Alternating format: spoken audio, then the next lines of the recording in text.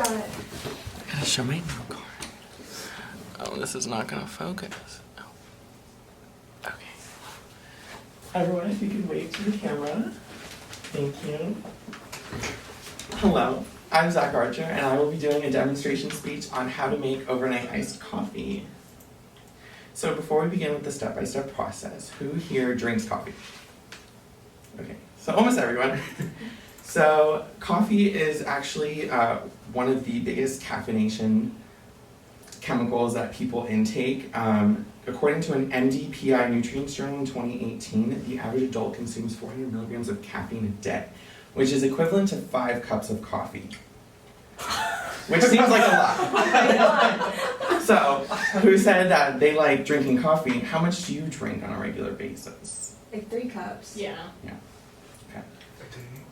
And according to a clinical nutrition journal, in this year of April, there was a study that showed that students between the 16 and 22 receive majority of their caffeine from coffee alone, shown here in this statistic.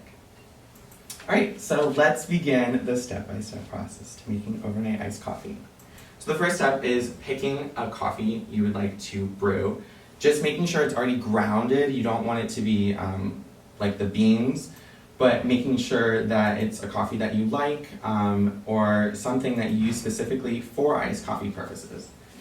The next step is brewing your coffee. We'll be using the container method, which involves taking 1 part coffee to 2 parts cold water and letting that brew in a securely sealed container.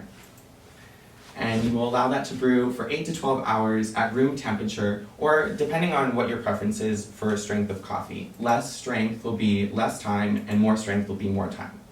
And also, did you know that cold water that brews coffee is actually less acidic, according to a University Wire article in 2018, and this allows for disruption-free digestion because our bodies prefer more alkaline foods. Alright, so step 3 is extracting the coffee. We will be using a double filtration system with a paper filter on top of a metal sift and placing that on top of an empty container that you'll be storing your iced coffee in. You will slowly pour your brewed coffee mixture through the filters, allowing the grounds to be separated thoroughly from the brewed coffee, and that will have a shelf life of 72 hours. After that, it'll go into a fermentation process, which I advise to dispose of. And finally, we will be completing the iced coffee. This is a combination of different ingredients such as ice, milk, sweetener, syrups of your choice. It's totally up to your preference. There's no right or wrong way of making the final iced coffee. So to recap what we learned today, we learned that coffee is pretty much the biggest caffeinator for young adults. And we learned the step-by-step process about which coffees to choose from, which actually can be any type of coffee as long as it's already pre-grinded, and using the container method to brew your coffee in, allowing it to brew for between 8 to 12 hours, and using cold water and letting it sit at room temperature. We also talked about the proper extraction process of using a paper filter as well as a metal sift to separate the grinds from the brew.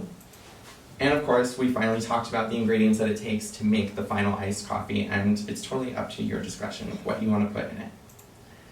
So to conclude, coffee is a $10 billion trade industry and is second to water as the beverage of choice worldwide, according to the Critical Reviews in Food Science and Nutrition Journal in 2011. So it sounds like coffee isn't really going anywhere anytime soon. So next time, before you buy an overpriced pre-made iced coffee, try making it at home. You might be surprised with what you get. Thank you. That was so good. Any questions? No. Okay. Thank you so much.